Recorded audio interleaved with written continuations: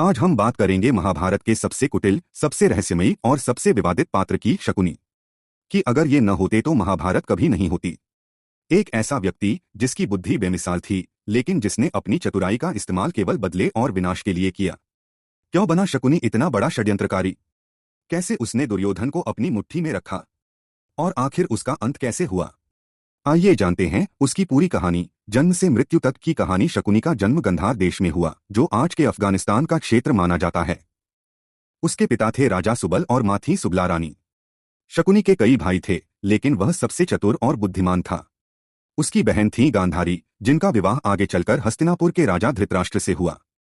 गांधारी बहुत ही पवित्र, विदुषी और सच्चरित्र कन्या थीं।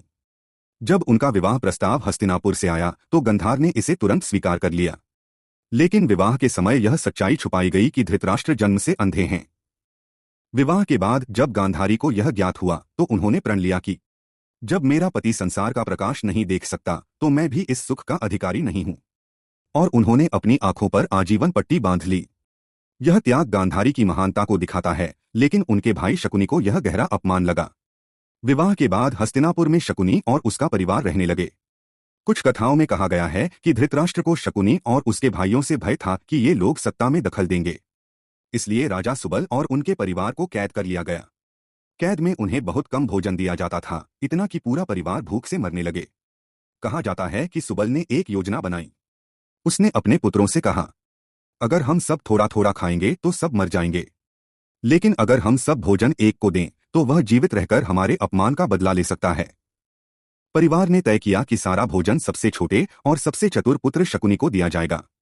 इस प्रकार धीरे धीरे सभी भाई और पिता मर गए, केवल शकुनी जीवित बचा। मरने से पहले सुबल ने शकुनी को शपथ दिलाई, तुम्हें अपनी चतुराई से हस्तिनापुर का नाश करना है, हमारे अपमान का प्रतिशोध लेना है। कहते हैं कि सुबल की जांघ की हड्डियों से ही शकुनी ने अपने पासे बनाए, जो हमेशा उसकी इच्छा के अनुसार अंक दिखाते थे। यही पासे आगे चलकर महाभारत के सबसे बड़े षड्यंत्र का कारण बने। कथाओं के अनुसार जब गंधार परिवार मर गया तो शकुनी ने धृतराष्ट्र से निवेदन किया कि मैं ही अब अपनी बहन गांधारी का संरक्षक हूं, उसे बिना भाई के मत रहने दीजिए। धृतराष्ट्र ने उसे रिहा कर दिया, क्योंकि गांधारी उससे बहुत जुड़ी हुई थी।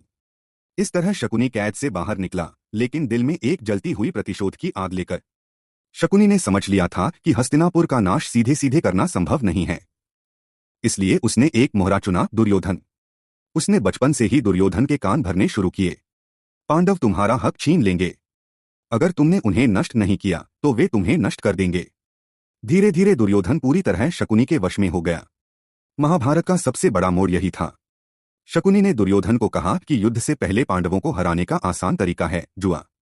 उसने जादुई पासों से युधिष्ठिर को हराया।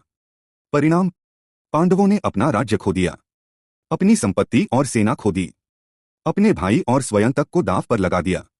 अंततः द्रौपदी को भी दांव पर हार गए। जब द्रौपदी का चीरहरण हुआ तो यह घटना पांडवों के हृदय में आग बनकर बैठ गई। यही शकुनी की सबसे बड़ी चाल थी, जिसने कुरुक्षेत्र युद्ध की नींव रखी। युद्ध छिड़ा तो शकुनी ने कौरवों की ओर से भाग लिया।